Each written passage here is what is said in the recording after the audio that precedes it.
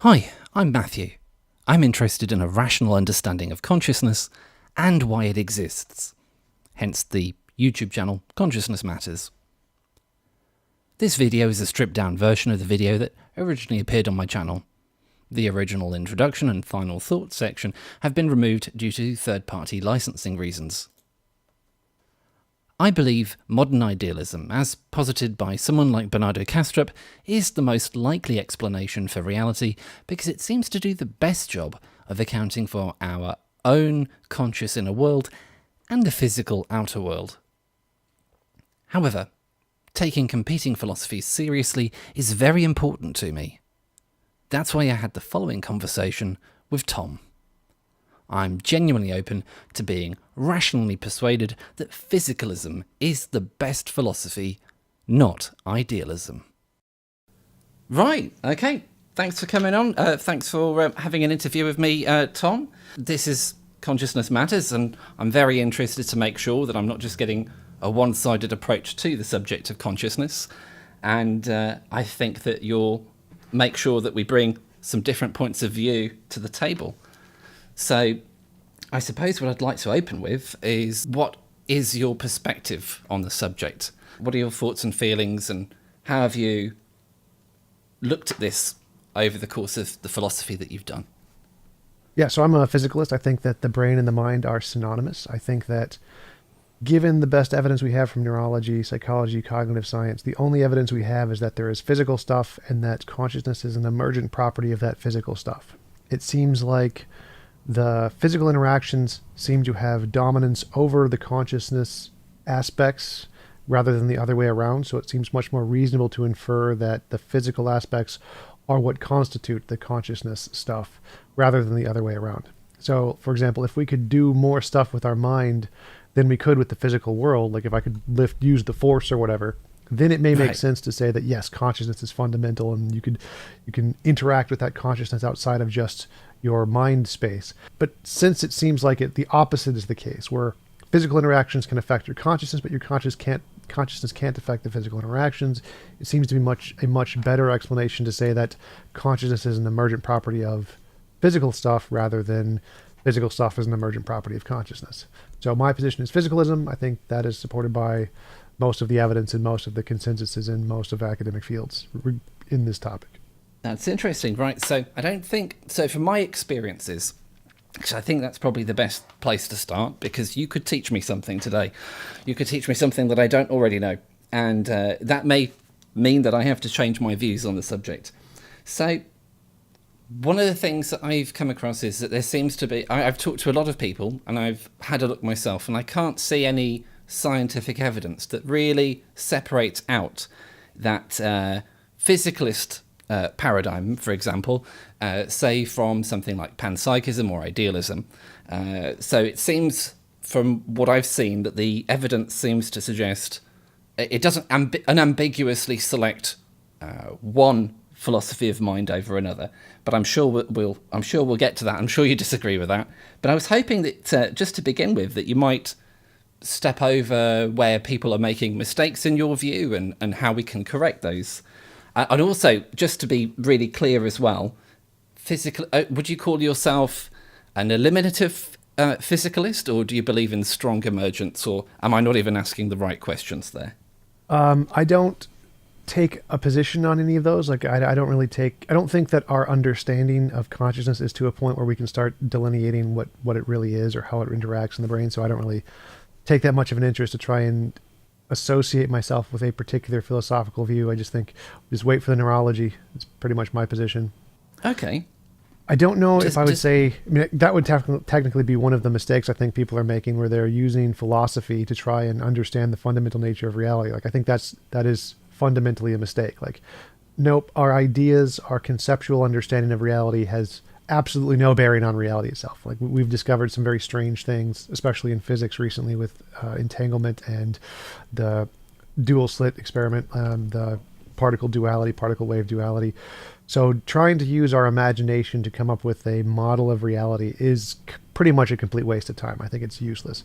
You can use it to build a hypothesis, but then you need some way to verify that hypothesis corresponds to reality independent of our imagination. And without that, it's just essentially making stuff up, and that's all it is. So I don't really take philosophy that seriously, even though it's technically my job. It's more just a enterprise and imagination, and until we get that harder science kind of testable prediction method to differentiate imagination from reality, it's kind of completely useless. It's just for fun or to categorize ideas and nothing more. So my position is wait for the science, and until then, just withhold judgment. Is science not a subset of philosophy? Technically, yes. Like all roses are flowers and not all flowers are roses, but science has an added feature. So all philosophy is just making stuff up. It's just in your head, hypothesizing. Science has that added thing of it's hypothesizing and then can show the hypothesis corresponds to reality outside of your imagination. So science is better than philosophy. It's philosophy plus this added feature of not just imaginary. Right. So this is very interesting because this sort of tackles that. I've come across this before when talking to people where they're very keen on sort of stressing that science is really where it's at. Philosophy, we can make all sorts of mistakes.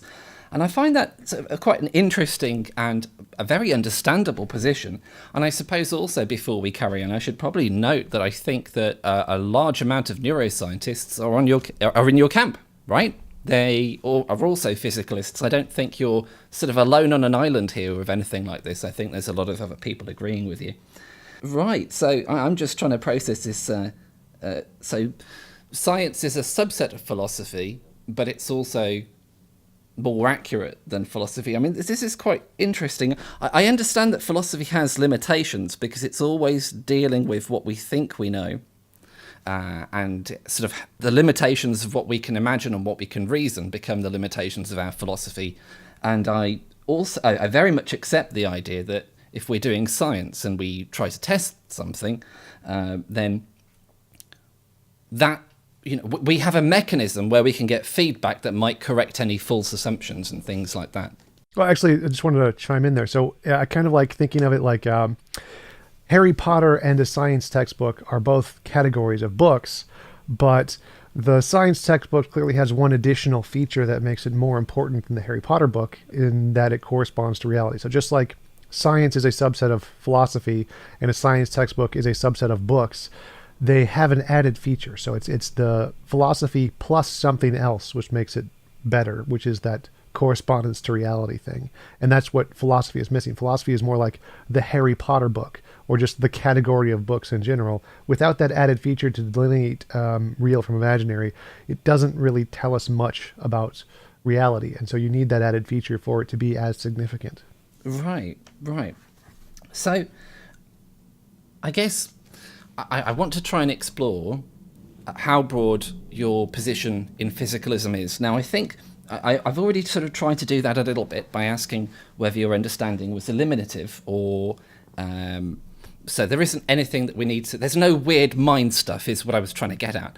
That there is no consciousness per se, just the illusion of it. So we're sort of mapping out the possible terrain here without saying which particular mountain that we've got to go for, in my understanding. So we've got eliminative physicalism or eliminative materialism, which is illusionism. And on the other hand, we've got strong emergence, but then we've also got people who sort of take this middle ground and is trying to say that consciousness is weakly emergent.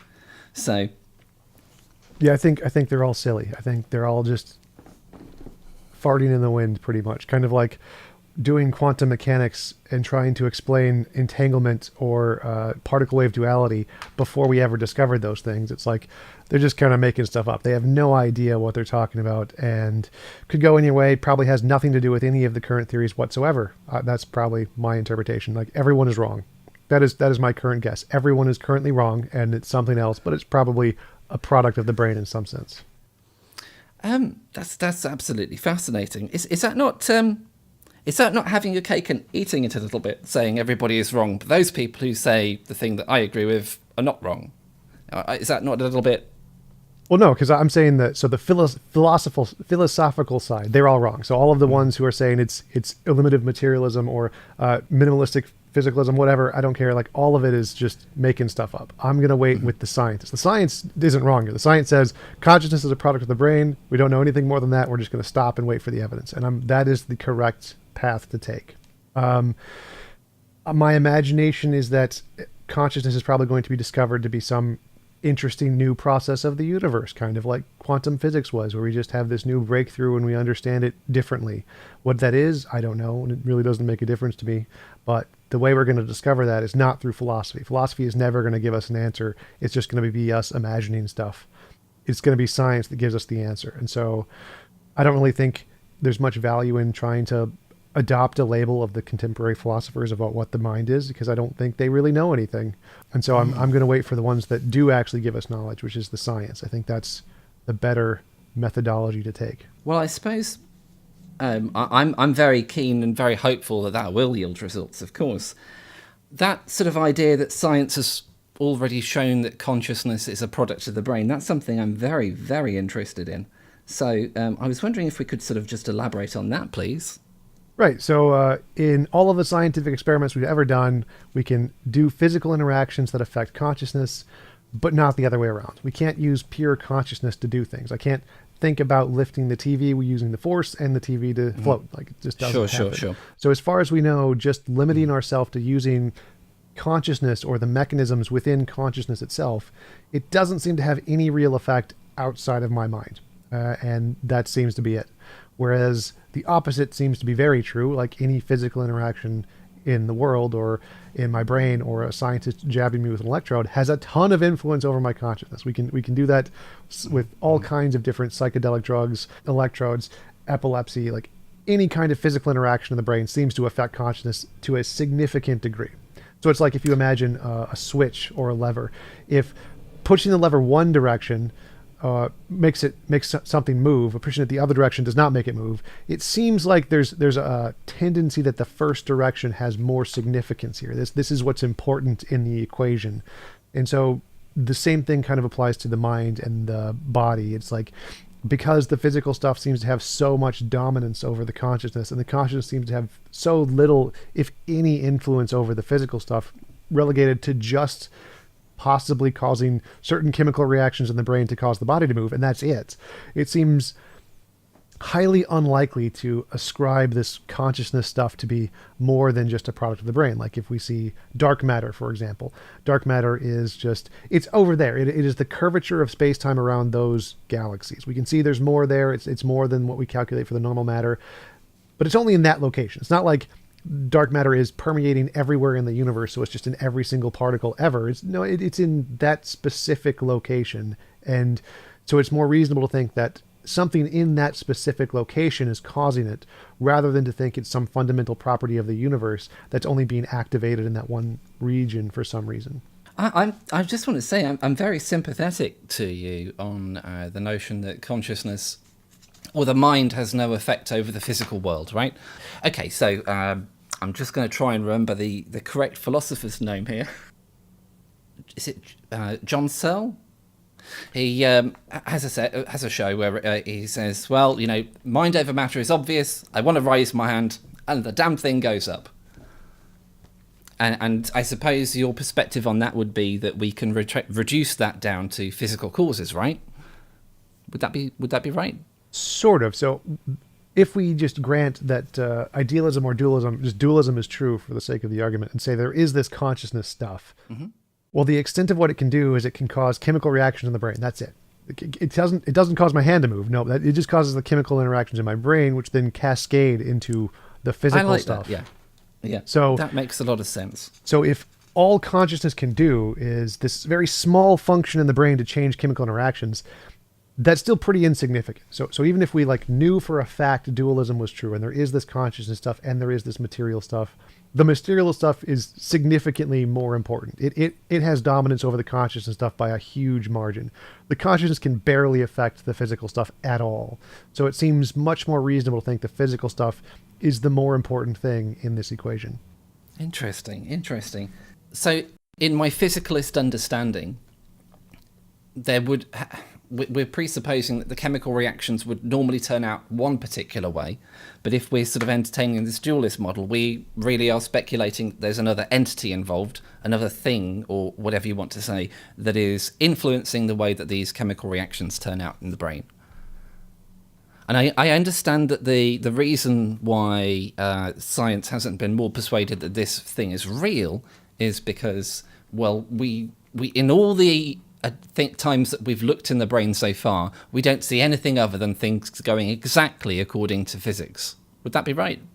Not exactly. So even if Right. we can make testable predictions to indicate things that we'll never see, like we can never see a lot of things. And like before gravitational waves were seen, Einstein made tons of predictions that were confirmed.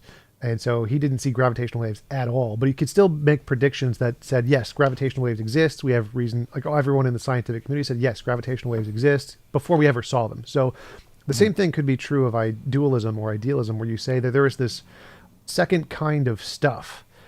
And if you could make a prediction about what would you see if there was this second kind of stuff that was unique to your model, a novel prediction that we didn't already expect, that would be evidence of it. We wouldn't need to directly see this new kind of stuff. We would just need to be able to say that if this kind of stuff existed, we would be able to make a novel prediction that we haven't discovered yet. And because it's never been able to do that, that's why it's never been accepted. That's why it's not really taken seriously, because all of the predictions, all of the progress in science it's a material thing. Like everything in the brain is material. All of our consciousness and the relation between our conscious experience and the brain is material. And all of the predictions bear that out. So if I want to make you imagine a unicorn or whatever, the best way to do it is to stick an electrode in your brain. So because all of the predictions and novel predictions are related to physical interactions, and none of the predictions have been made in reference to this consciousness stuff, that's why no one thinks, or the majority consensus does not think the consciousness stuff is its own kind of a thing, because there have been no corresponding novel predictions to indicate that it's actually there. Okay, so I suppose I best explain where my thinking on this is at the moment, and then maybe if I've made something wrong, you can let me know. Made a mistake. Right. So for me, and I appreciate this is, can get quite complicated. I believe that one of the problems that we've got is that for us to be able to talk about consciousness, for us to be able to accept that perhaps that there is a hard problem of consciousness, and I'd be very interested to hear what you think about that in particular as well. For us to talk about consciousness, the only reasonable, sane source that can come from, unless we fall into illusionism and we say that consciousness isn't real, is consciousness itself.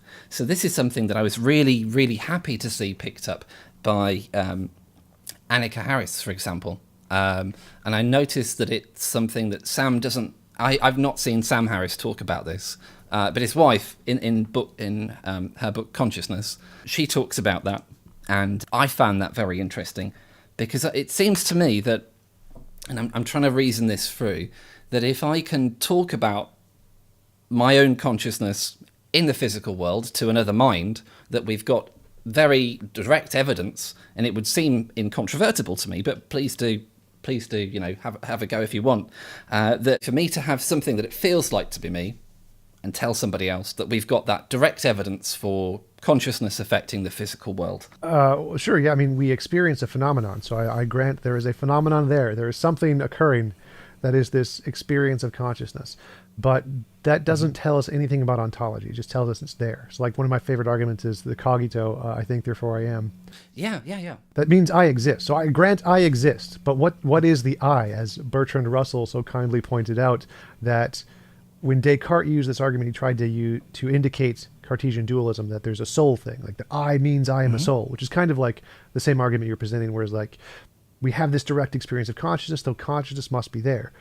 Well, yeah, sort of. There definitely has to be something there, a phenomenon, but we can't use that to tell us about its ontology. What is it made of? Is it an idealistic kind of a soul thing that is really there, or is it a combination of dualism, physicalism, and idealism, or is it just materialism?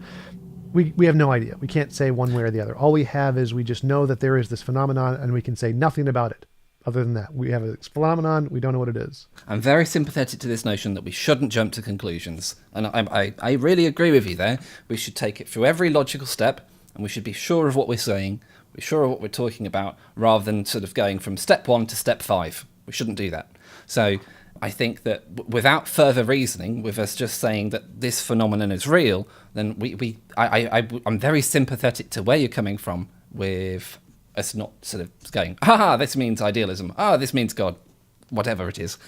However, what I was really driving at with that is that I think that, and I think that a large amount of people in neuroscience are possibly not really considering to the full extent that if consciousness really were an epiphenomena, if it was something that was a one-way product, right? So we never say, if we were going to say, that consciousness never affects the physical world, well, if that were true, well, surely we wouldn't be talking about it, right?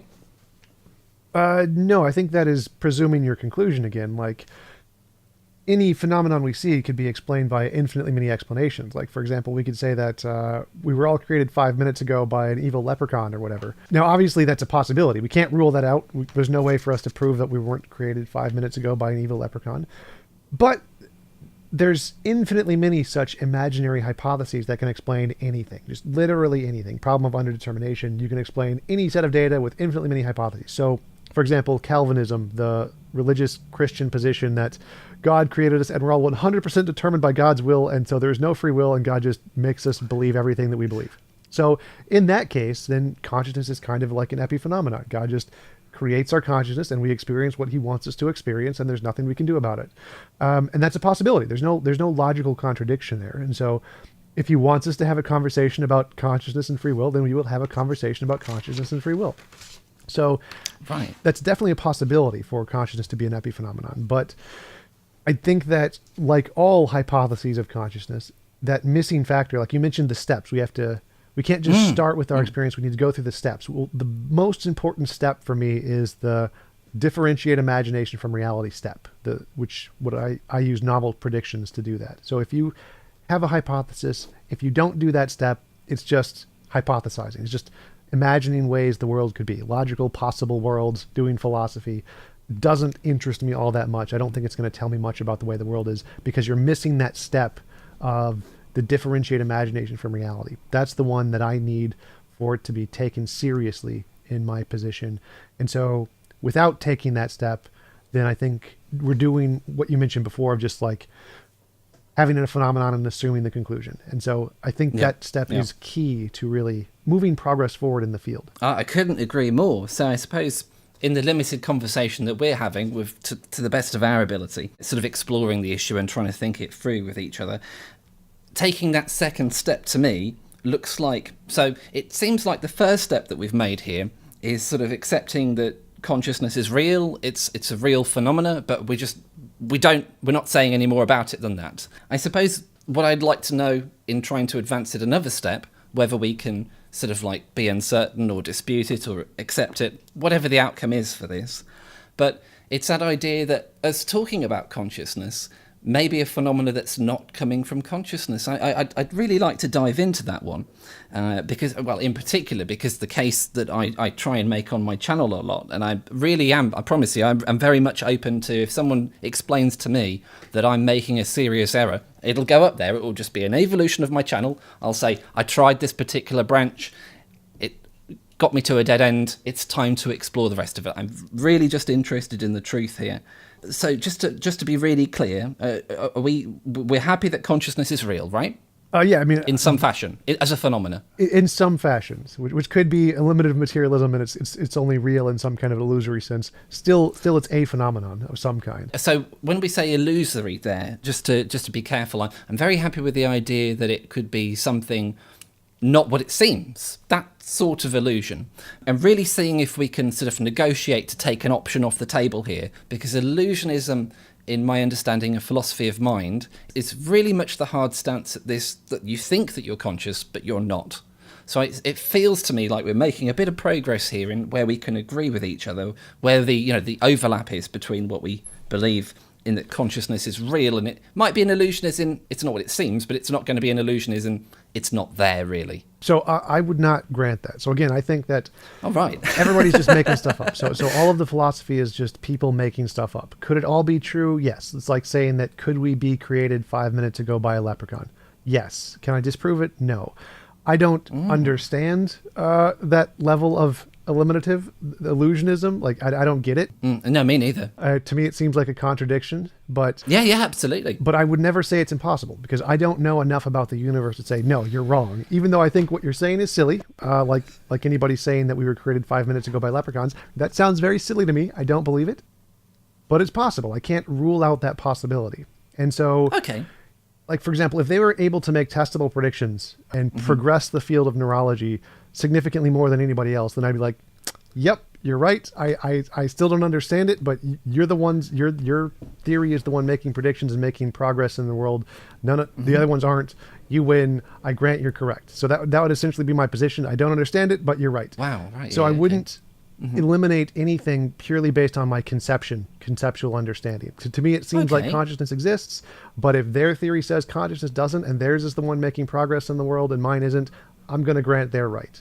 Same kind of a thing with a God. Okay. Yeah. No, that's a really interesting view. It's I mean, it's confusing, but there's a certain amount of humbleness and humility there. I grant you that. I mean, so how certain could we get that consciousness is real? 95%?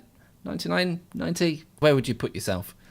Well, I'd say that it's just unknown. Like, Right. I don't understand the illusionism, so I can't. It's like, what is the probability that there is a? I don't know. I don't even know what that means. You know what? I have no idea about illusionism either. To me, the idea that our subjective experience isn't real seems to undermine the scientific process where we empirically verified something. So, using our own experience to see what something was. So I don't get illusionism either. But if some smart people can come along and they can make a better argument, power to them. Yeah, sure. Okay. Right. So my position is kind of like the God hypothesis. I'm an atheist, so I don't believe there is a God. But if Christians could start making testable predictions based off of the Bible, and it got it right, I'd be like, okay, that's real evidence of a God. I don't understand the God concept. It seems self-contradictory to me. An all good being who drowns millions of babies, like, doesn't seem coherent to me. But you make testable predictions, so you have a better understanding of reality than I do, because you can actually make progress in reality where I can't. So I'm not willing to throw any theory out just because I can't understand it or because it makes no sense to me. I think that my subjective interpretation of the theories is irrelevant. I think the only thing that matters is that second step I was mentioning earlier, that way to differentiate imagination from reality. If you can do that, then if you want to say there is a round square and it exists and you can make predictions of it and it works, then round squares exist. Okay, right. Fantastic. That's very clear on the philosophy side of things. I suppose what I'm going to try and do next then is, because I was sort of hoping that we could go from step to step and sort of reach a certainty, but I accept the fact that you're not happy declaring anything with a degree of certainty when it comes to sort of accepting consciousness as a real phenomenon. You'd like to leave the door open for it being an illusion as in not there. So if we sort of tentatively build on what we've got, acknowledging the fact that we can't rule stuff out, I suppose I'm still very much entranced with what seems to me to be just a stunning argument that consciousness has to affect the physical world, otherwise we wouldn't be talking about it. And what I would like to sort of explore is if you think there are any reasonable alternatives to that. So perhaps consciousness is real, but our talking about consciousness isn't coming from us. Now, you alluded to a view that I wasn't really very familiar with here, a Kelvin view, sort of like the idea that none of us had any sort of power to make decisions. How can we reconcile that? What approach should we have to the idea that talking about consciousness proves consciousness effects on the world? I'm not sure what you mean. So, like Calvinism, it's a branch of Christianity, thinks just God does everything, and we have absolutely zero control whatsoever. So our appearance of choice is just God making the choice for us, and we don't realize it. So if there is some ultimate determining factor and consciousness is just a domino along the line, a determined feature that really doesn't do anything, then that it's perfectly coherent to think that consciousness doesn't actually interact with the world. It's really the world causing the consciousness, and it just appears as if it does, but it doesn't. What about the fact that we can talk about it? What about the fact that, let's say right now, that if I want to try and describe what consciousness is, I mean, I'm going to have to appeal to you understanding it, obviously, but it would be something like, that it feels like something to be me, that I have a visual field, that I witness colours, rather than just sort of listing off all the colours, I'm sure that people can sort of see this for themselves if you sort of just take a moment from just being really focused into the video to just sort of appreciate your own consciousness and sort of just notice things about it, the things that you hear, this whole experience of being this subjective conscious entity. All of that seems to be knowledge that seems to sit in the zone of what you might call that conscious subjective experience that's being had by this consciousness. And I'm using these words lightly rather than 100%. I'm trying to communicate an idea rather than sort of like be super precise with it, because I appreciate this is a complex sort of thing to sort of talk about, and it's inferred because it's not something we can point to in the objective world and go, yeah, that. So, I mean, I've just talked about my subjective experience, and we've done that. I've done that in the physical world, right? So I've sort of taken what it is that I'm feeling and experiencing, and I've witnessed that. I've witnessed myself. I'm doing it right now. I'm talking into a microphone. I can imagine the signals coming out as pressure waves from my mouth after they've gone through my brain. It's that causal chain that you mentioned earlier when it comes to lifting your arm. But all of that seems to be being brought about. I'm witnessing it coming from my consciousness. When I say that I feel happy, it sort of like I'm not just saying that I feel happy. I'm can see that my state of happiness correlates with the fact that I'm saying that I'm happy and the fact that I wanted to. And I'm trying to get my head around how we could explain that any other way. How can we say that consciousness is real, but our conversations about consciousness don't come from it? Because all that information then would be suspect. All that information would be wrong. I mean, if you want to understand, say, for example, what George Clooney thinks about something, you can't ask somebody else, because you'd have to go to George Clooney, right? You see what I'm getting at?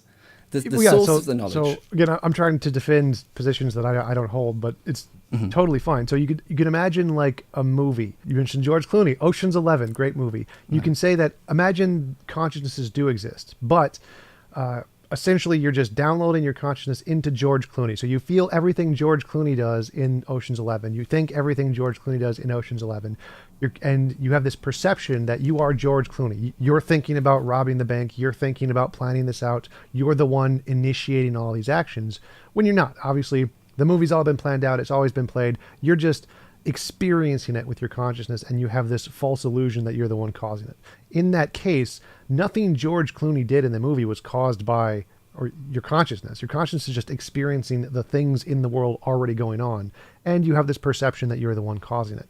So the idea that consciousness doesn't actually interact with the world is completely fine. You have, even if consciousness existed, it could still not interact with the world. It could still just be experiencing the way the world is without doing anything to it.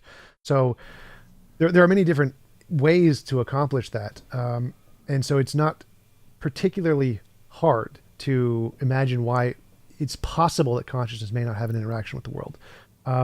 Which is why I think it's more important, because the universe is weird. Like the ideas in quantum mechanics are so weird that like two particles can share or oppose spins at faster than the speed of light across the universe because of entanglement, or that waves and particles can exist simultaneously, or that the interpretations of quantum mechanics that nothing is real, everything is just a relation. Ontic structural realism. No, there are no chairs, there are no people. You're just a relation in some information in the universe somewhere. Like, I think the universe is so sufficiently weird that to make any conclusions about its fundamental nature based off of our intuition is completely flawed. I think that methodology is just an incorrect methodology to use. So obviously, us understanding how consciousness could be an illusion while experiencing consciousness is a very silly thing to think, like saying there is a round square or a married bachelor or whatever. But because our intuitions don't determine anything about reality, it doesn't matter how weird it is to us. What matters is what does reality say? Reality is the one that gets to say what the truth is, even if it's completely weird to us. It makes no sense to us whatsoever. So I can totally understand and empathize with your perspective that when talking about many of these ideologies, it's so strange to the point where you probably never accept it. Like I wouldn't accept illusionism either. To me, consciousness seems real, but because I know how insignificant my conception is when it comes to describing reality, I don't put much weight on that. Whereas it seems that many people who do accept idealism put significantly more weight on their ability to conceptualize as being an accurate description of reality. Whereas I'm saying my conception is just a silly human thought experiment and nothing more. And I'm going to wait for the other thing that gives me much more a clear understanding of reality. So I suppose the thing that the thing that made my brain do some backflips there was it was the idea that our intuition can tell us that our intuition can't tell us anything. I mean, it seems like it's almost a Mysterian approach that we can never know. And I'm sort of wondering how, when we've set that up, that science can possibly rescue us after that. And I think that one of the things that sort of fascinates, well, actually, no, we do need to get back to this sort of the science angle as well, because there's stuff that I could really do with there. But no, I appreciate that sort of dive that we've done so far into this idea that the consciousness might not be causing our conversations about consciousness, even though that doesn't seem to make very much sense to me. I'd like to sympathise with you a bit, though. I'd like to lean into your position, because I am aware that people will confabulate in certain experiments. So they feel like they were responsible for something when they weren't, and that we've sort of done this in science. We've had these sorts of experiments, and that is very interesting to me. Yeah, like the ones where they give you options between two pictures, and they say pick one of the pictures, and you go through like 5 pictures and you pick 5, and then they take some of the ones you didn't pick and put them into the ones you did pick and ask you to give a reason, why did you pick this? And then they start giving reasons for the ones they didn't pick. I picked this one because it has a pretty smile or whatever. Like, you didn't actually pick that one. Yeah. It does mean that we are somewhat opaque to ourselves, doesn't it? Yeah. Okay, that's fantastic. Right.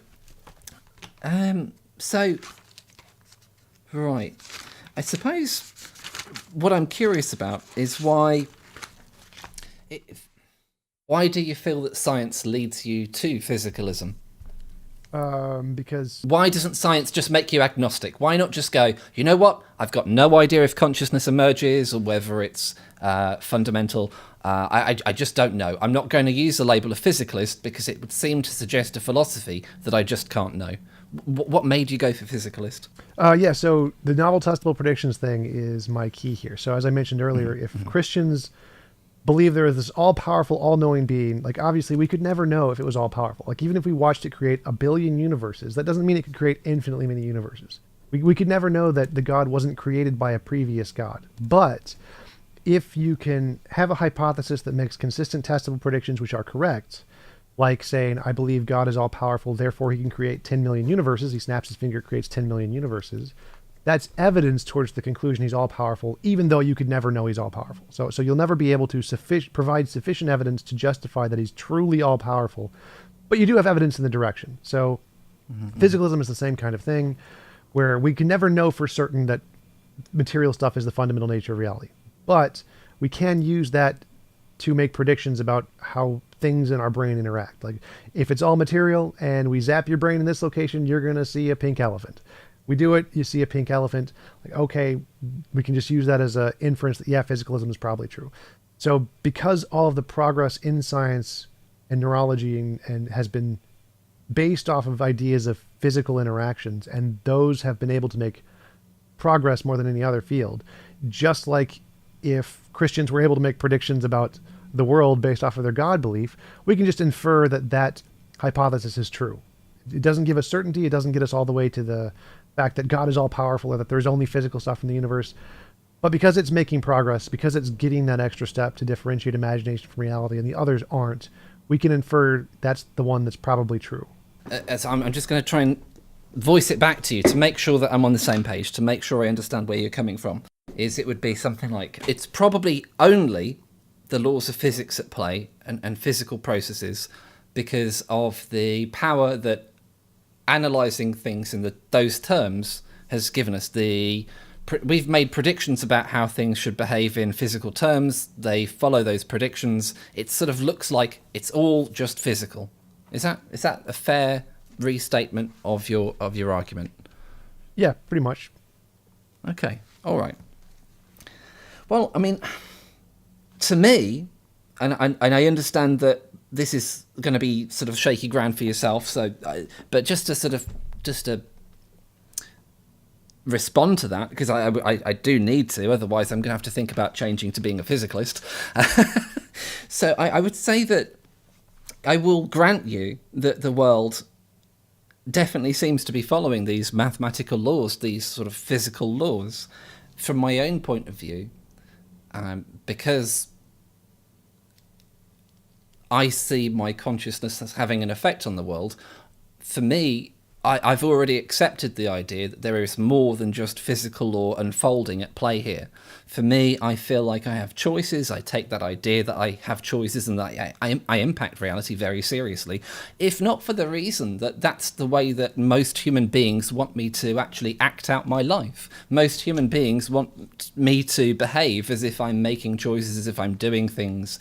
I feel like I have to put effort into a day to make things happen. It feels like I'm the one doing it. And there's an awful lot of this, and it seems to permeate for our entire society. It seems to be the way that our court systems are built up, for example. And so I ascribe agency to consciousness, and I want to really be very serious about the point that the physical sciences have been tremendously useful to us, been tremendously powerful, and they have made these fantastic predictions.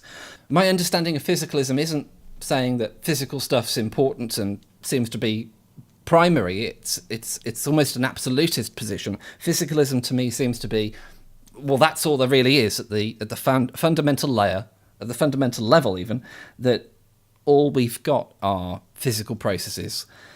And I mean, I just don't see how you can possibly get consciousness out of that. That's the reason why I go the way that I do. And then when I accept that consciousness is having an effect on the world, then for me that seems to be the thing that defeats physicalism. It seems to me like there is this evidence, and that's just my sort of response to that. Have you got anything that you'd like to comment on? Sure. To that? So I'm happy to admit that our current understanding of physicalism can't explain consciousness. Happy to grant that. Yeah. But that doesn't mean that all physical stuff is understood by our current understanding of physical stuff. So that seems to be the mistake that you would be making there, is that because our current understanding of physics can't explain consciousness, therefore there must be something beyond physics, essentially, is kind of like a paraphrase. Whereas I think that why not just have it be more physics that we can't understand yet? Like, it doesn't make sense to me to exclude I can help physics. there. So the way that I reach that particular rationale is fairly straightforward.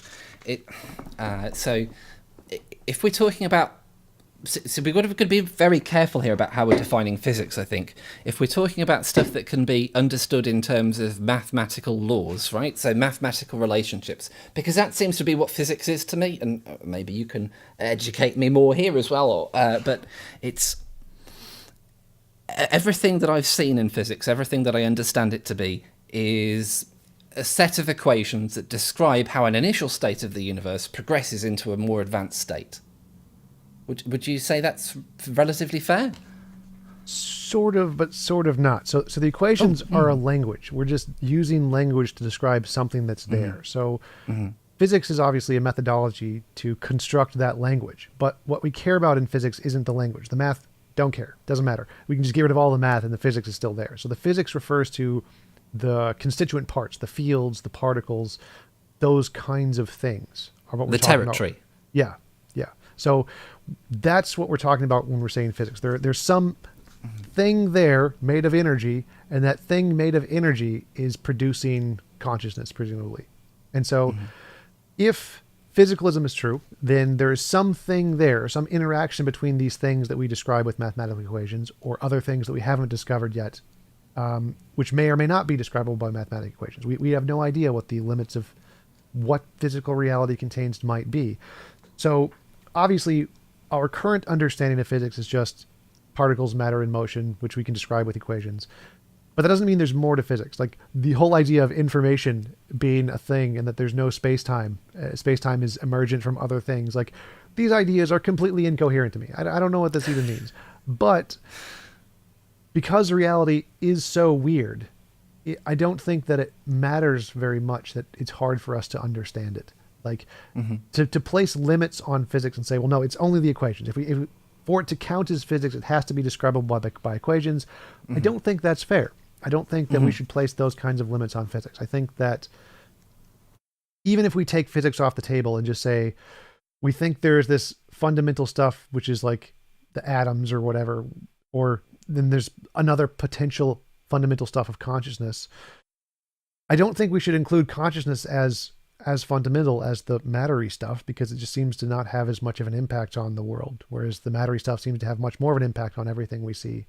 And so I don't think trying to limit the field of physics to being things we can describe with mathematical equations and then saying, maybe we can't describe consciousness with a mathematical equation, therefore it's a new kind of thing unto itself, rather than just some kind of an emergent property of other physical things we just don't understand yet.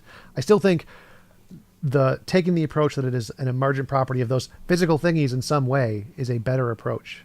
Let me pass that. So the physics equaling these mathematical equations is not fair. And I have some sort of sympathy with that, but the reason that I'm trying to do that is because I'm very aware that what we could do is we could just have physics expand to fill any territory that we wanted.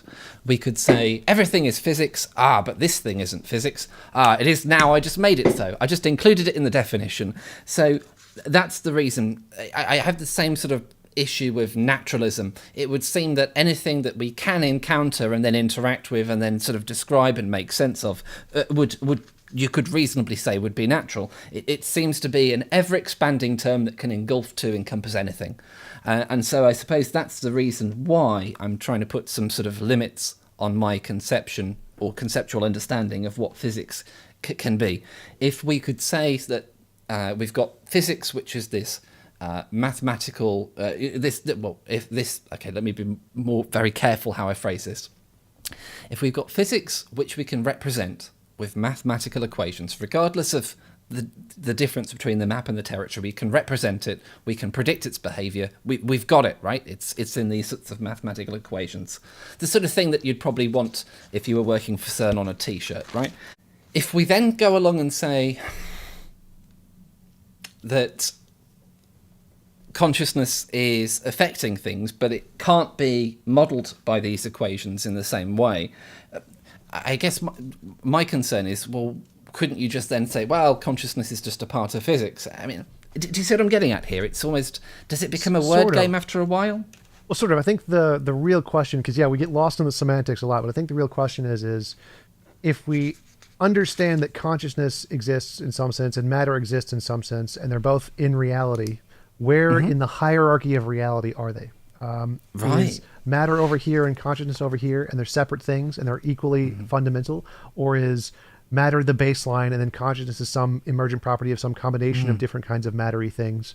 Or is it the other way around? So we're asking more about where the order of operations of reality, essentially. What is the more fundamental thing? And it seems more reasonable to me to think that consciousness, wherever or whatever it is not even close to as fundamental as the energy stuff we know about in physics. The energy stuff we know about using the equations, quantum fields, whatever, seems to be far more fundamental. So even if we don't know what consciousness is or where it is, it definitely seems to be less fundamental, like not even close to the base level of the quantum fields thingy. So it's not even close to that when it comes to fundamentality of the universe. So it seems, even though we don't know what consciousness is yet, it seems more reasonable to place it at a much higher level as an emergent or follow-up to the more base level of the physics we know about. And as we get closer to the fundamental nature of reality, we'll discover more of those kinds of fieldy, physicsy, fundamental stuff. And I don't think we're going to ever discover consciousness there. I think we're going to discover more really interesting things. And interactions between those interesting things are what's going to produce consciousness. Consciousness being an emergent property of whatever that fundamental stuff is, but consciousness itself not being there. Right. Yeah, okay. Well, I suppose what I'd say is that I think we have a problem when it comes to when we're using the word emergent, in the sense that we could say that, say, for example, snowflake is emergent from water and cold, and maybe some, like a dust particle to seed it. Something like that, right? Yeah, that's fair. So let's clarify emergence there. So Yeah. I think consciousness is more like an organ, like a heart. It is a thing that is built of other things. None of those things that build the heart itself is itself a heart. And so, like, our consciousness is a thing built of other things, none of which themselves are consciousness. So I think it's an emergent property of non-conscious things. The reason that I believe the other way around, right? So the reason why I think of it as being fundamental is because I've been brought up, educated with this idea in science that we can describe things in terms of fundamentals, right? So we could talk about chemistry, but what we'd really be doing is talking about another layer of physics. We're not really describing anything more than quarks, electrons, atoms, stuff like that. They're just doing their normal business. It's not like chemistry is somehow another level which then changes the underlying level. So it doesn't pop up and then start tinkering around with the mechanics of physics. It's just physics at a different level of complexity. So that allows us to reduce chemistry entirely down to physics. And my issue with consciousness being emergent is that if we were to be able to say that consciousness was merely like Steve Novella, right? That sort of the mind is what the brain does. If we were to accept that as truth, then what we'd be saying is that all of our actions as human beings can be reduced down to those quarks and electrons again, right? Just at the very base of things, it's reducible down to those atoms. But the moment that we accept that, the moment that we see consciousness as this emergent thing, and I suppose really I'm talking about as a weakly emergent thing, then so someone could tell me that they're conscious, and I'd be able to look at them and go, yeah, laws of physics said that. It wasn't them. They're just this, they're not much different from a rock, right? Because any reports that they have of any of their feelings or something like that, it really is just the same physics that's that's underwriting everything else, that's then leading to this emergent phenomenon. So this is really that difference in philosophy that I've found between weak emergence, where that doesn't really get you consciousness, it sort of gets you illusionism, and strong emergence, and that happened in my talk with David Long, for example, where people feel that consciousness has such a reality to it that it has to sort of strongly emerge. And that's where we get back to that idea of saying that consciousness is a level of emergence where it starts monkeying around with those physical laws underneath. Do you see what I'm getting at? It's not purely reducible to the bottom layer of reality from which things emerge. Well, so that's where I was talking about earlier. It's not purely reducible to the stuff we currently know about, but let's suppose we discovered some new fundamental stuff, some new fundamental particles or whatever. And these new fundamental particles have this new property that can't be described by math. We need some other language to describe it. And interactions of these new things will produce consciousness between these things and the material things. Now we can have consciousness, which doesn't exist in these fundamental particles anywhere, just be a property of these particles. And our consciousness emerged from the interactions of these new particles and then the known particles in our brain, and they're working together to produce our consciousness. Where would you see a problem with that? Why would our consciousness, being emergent of more fundamental things, diminish it in any way? Well, it would only diminish it if the utterance of saying to somebody else that I'm a conscious being was reducible to something that wasn't me, because that seems logically incoherent. Wait, just to clarify, so like, wouldn't that be contingent, like just a fact of reality? Like if you say you're conscious and I'm supposedly an omniscient being who knows everything, I could just say facts of reality, Matthew's conscious, yep, know it. And that has nothing to do with you. That's just a fact of reality. Wouldn't that be an example of what you just said? But I think that sort of bypasses our epistemology, and I think that's very important. So I'll just give you my quick epistemological grounding, if you like, and then you can sort of poke any holes in it or critique it or do whatever you like with it. I start off from that sort of extreme skepticism point of view, the René Descartes thing, doubt as much as you possibly can. What's the one thing you can't doubt? Your own existence. Then I work from sort of this solipsistic point of view, and I say other people are real. So I'm very happy with other minds. I'm convinced that other people are real, other minds exist. That then leads me to posit a shared world, right? So I go, well, there's got to be this medium that these minds are communicating through. And I also happen to notice that the people that I know seem to be a product of food that their parents ate, right? Their food got rearranged and, blimey, turned into them. So it seems like these minds do appear to emerge from this shared world. And so this is where all of the epistemology comes from for me. But so I can't really undermine those earlier levels. In order to get shared minds, I had to acknowledge that my own mind was able to communicate with a different mind. When I take on something like a shared world, I then have sort of these minds that are communicating through this shared world. And I really do want to make sure that I don't evade your question here, but there are a lot of thoughts going around my head. So I think you were trying to get at, why can't we have something like proto-conscious particles, or something that the particles that aren't conscious don't necessarily follow the mathematical laws, but somehow them interacting is what causes consciousness, something like that? Sort of, yeah. That was one of my first questions, but I'm kind of more interested in what you said after that. Like you said that if you reduce consciousness to just some fact, like if you could just read off the facts of physics and know you're conscious without any reference to you, that somehow undermines consciousness. But that's very confusing to me, because obviously if there is an omniscient God, he can just read off the facts of reality, and he doesn't need any reference to any conscious being to know this. He's just facts. Matthew's conscious. Yep. It's fact number 3,337,000, whatever. It seems like anything in reference to reality is going to be on some kind of a fact sheet, just a propositional truth kind of a thing. And our consciousness would be able to be described on that fact sheet just like any other.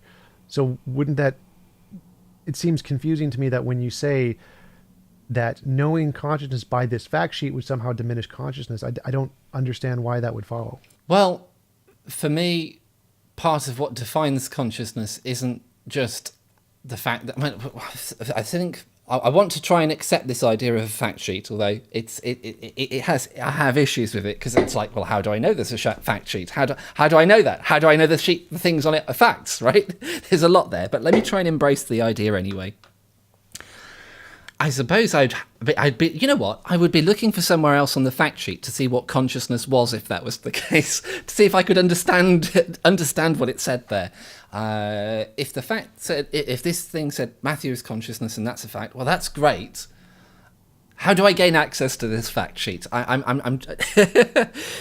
It diminishes it for me, because it's not just a question of arbitrarily declaring consciousness to be true, but it's that root epistemology of going, well, how do I know it's true? You know, I've really tried to seriously consider illusionism. I've thought about what Daniel Dennett said. I've pondered it, and it's almost felt like it made my brain crash and reboot. You know, it's that sort of stuff. And like imagining pure nothingness. I remember trying to do that as a kid, and it just melts your brain. Whatever I imagine, I've made a mistake. Rubbish. Yeah, I know what you mean. Oh, wow. Right, yeah. So, I love what David Chalmers says about this, and a lot of my thoughts and thinking has been influenced tremendously by David Chalmers, the hard problem of consciousness, the meta problem of consciousness. I love the meta problem of consciousness in particular. It seems to be where I'd be doing a lot of arguing from, but let's try and... So, I recognise my own consciousness for me subjectively, but I get this idea that other people can't know for sure that I'm conscious, that it's something that they have to infer. And so I suppose the fact that we've been able to do that, right? The fact that we've been able to advance to the position where I can go, I'm conscious, I think you're conscious, and you go, and you get what I'm saying, and you'd reciprocate, right? That's quite an extraordinary position to reach. And I think that just declaring it as a brute fact without understanding your workings somehow diminishes it. And it lends us open to this idea that perhaps consciousness can exist as a purely passive thing. And It just seems such an incoherent idea to me that consciousness could exist as a completely passive thing. Now, don't get me wrong, I have no idea what power it has. So I can't tell you that it does loads of things or if it just has a very small effect, right? So I don't want to seem like I'm bundling something else along with it. I just know that it at least does something. That's how I reason it for myself anyway. Sure. I mean, so even if we go back and just grant that consciousness does something, if we're going to place it on the hierarchy of reality, like what seems to do the most? Well, quantum field seems to do the most of everything.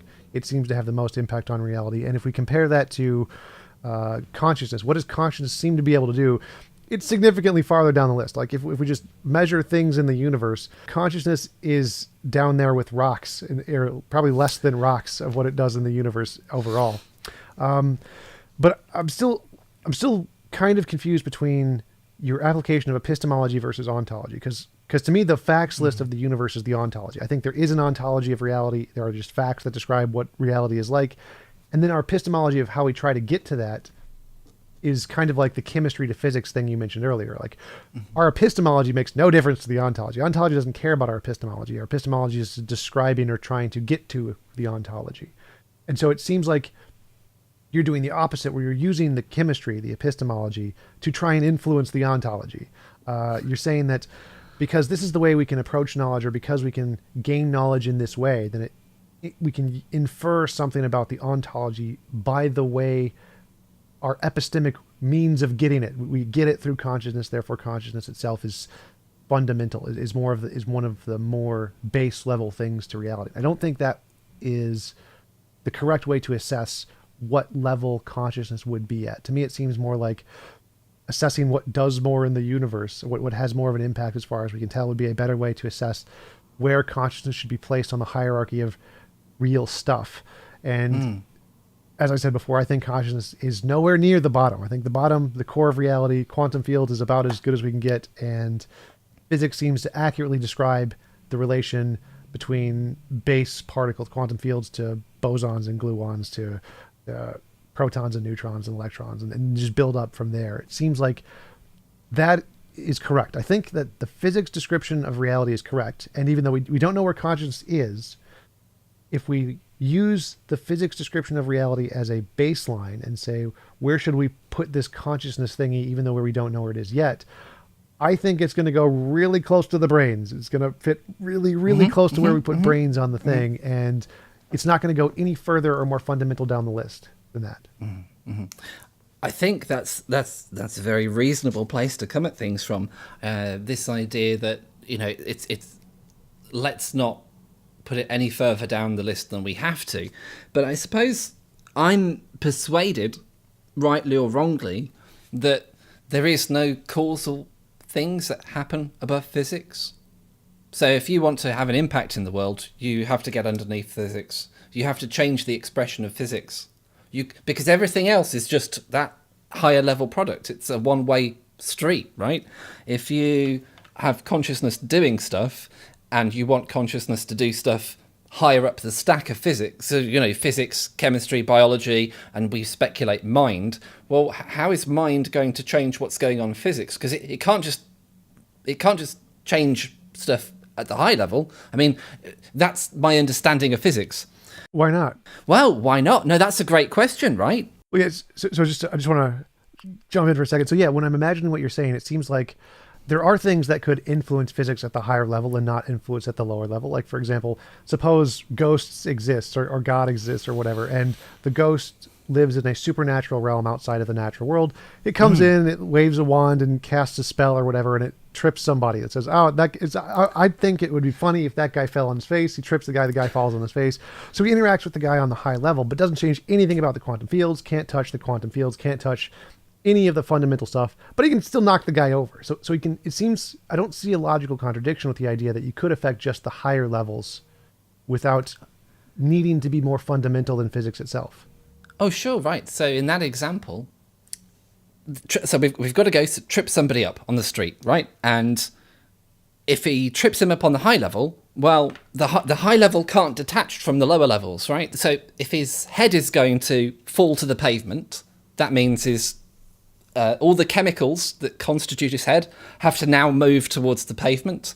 All the atoms, all the subatomic particles that constitute those atoms, all have to move towards the pavement. We have this problem that we can't detach the higher level from the lower level. And that's the issue, right? That's the reason why if the ghost is going to trip our friend up, it can't just trip the friend up on the higher levels. All the subatomic particles have to move. It has to be completely expressed within physics, and so it has to affect the lower level from which everything emerges. Well, sure, it has to affect the lower level, but it doesn't change the law of gravity. It doesn't change any of the fundamental forces. All it's doing is affecting the forces that are already there. So it's like if you wanted to change gravity, I would think that you would have to be more fundamental than gravity. But to affect gravity, you don't have to be more fundamental than gravity. So I think there's a difference between the perception that you can influence something that's already there versus fundamentally change it at its core. And I think that consciousness or the ghost can influence the laws that are there and interact with them in some way without necessarily having to be more fundamental to like fundamentally change everything about gravity. Right, so this is really interesting. How do we affect a physical law without changing it? Because I'm trying to, because I think you've furnished us both with a fantastic example here, right? It's an amusing example. It's kind of funny. It's something fun to play with. We've got this ghost, and he's got to trip up somebody who's walking along the pavement, and how is he going to do this? How's he going to do this without affecting? So all he does is essentially increase the mass of his foot or whatever. So he's just saying the mass is there. I can't change gravity. Gravity's there, but I can add mass. Like I can just add a proton there or something. I can just add some of the already existing physics, or I could move the air so it just blocks his leg or whatever. So it's just affecting the things that are there without actually changing any of the laws of physics. Right. So we've got those to pan back to the start of the universe, as you do. We've got this initial state. We've got these physical laws that sort of describe really beautifully how we go from one state to another. And to get our guy to fall over on the pavement, instead of changing the physical laws, we're changing the initial state. We're adding something to the universe that wasn't there before. Well, not the initial state. So I'd say like the ghost is outside of the universe. Big Bang happens, 13 billion years pass. The ghost comes into the universe, materializes. So it enters into the physical world in some way to cause physical changes at that time without changing anything about the initial states, doesn't change anything about the laws of physics. It just enters into the laws of physics or enters into the physical universe as a rock or whatever for the guy to trip over. Okay. So we're sort of transplanting matter from one universe that we don't understand into this universe that we do understand, and when that matter has been brought in, it affects an outcome. Right, so you convert supernatural matter to regular matter. Ooh, right, wow. Okay, well, that's interesting. You've kind of got me there.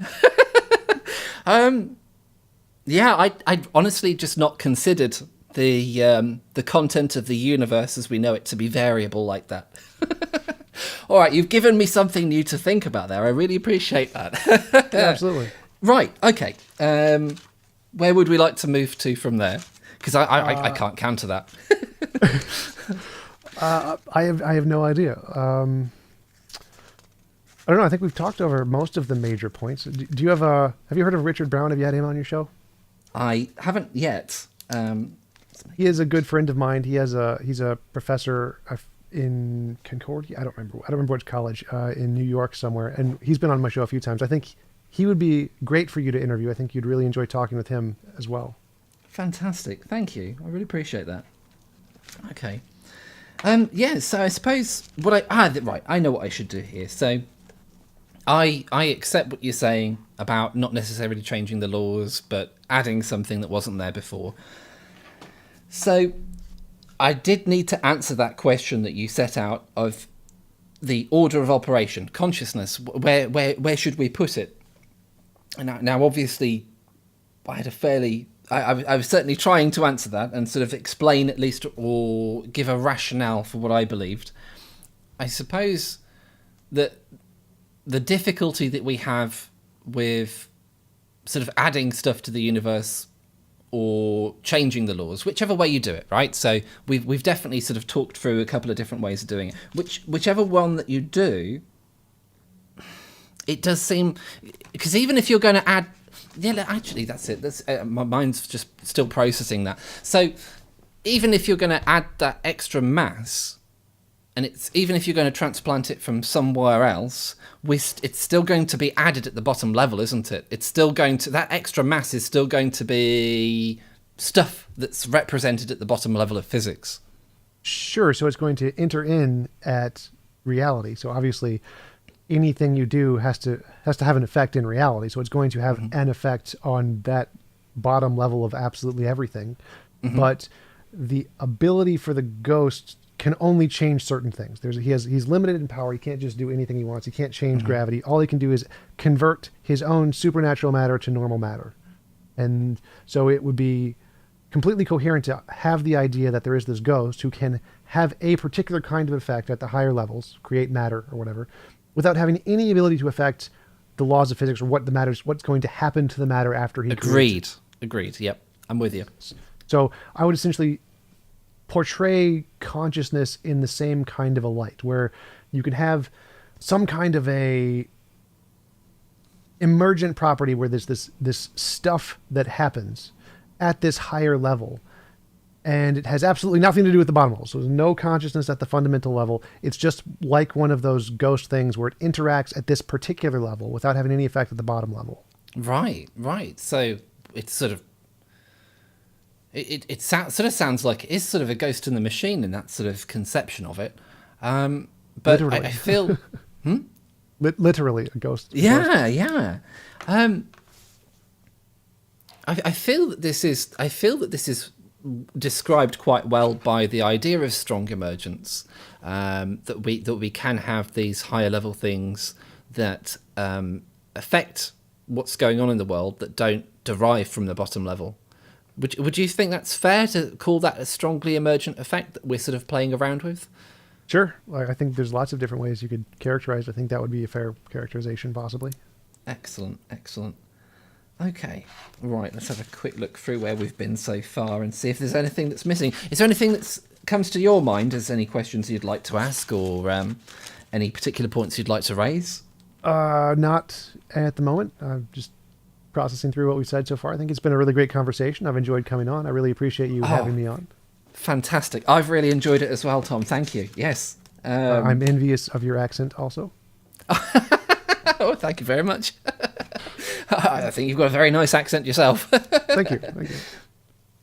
Okay. So we've got, testing predictions. We've got consciousness order of operations. You know what? I'm fairly happy just to sort of wrap it up there if there's nothing else that we'd like to cover. Sure, that sounds good to me. I've, again, really enjoyed the conversation. I think we covered all the good, basic, huge topics. Yeah, absolutely. Thank you very much. If you'd like to watch the original intro and outro to this video, I've asked Tom if he could put a link to it in the end card. If you're a die-hard believer in materialism, physicalism, or strong emergence, then I don't think my channel is for you. However, if you're open-minded, skeptical, curious, and rational, then I think, even if we don't agree all the time, there is something I'm saying that will ring true for you. I have recently decided, after the chat with Tom, and inspired by my conversation with Tom and the things that he said, that I should be more bold in looking for novel testable predictions, in addition to the philosophy I am very happy with. As a result of that, I have decided I will be trying to replicate psi experiments on my channel. For me, mind over matter isn't in question. It's rationally obvious for reasons I won't repeat, as I went over them plenty of times in my talk with Tom. For me, the next question is, how do we investigate what is and isn't possible? Given mind effect reality, how much power does it have? What can it do? I want to know the truth, and I hope you might be interested in coming along for the ride. I'm Matthew from Consciousness Matters. stay curious.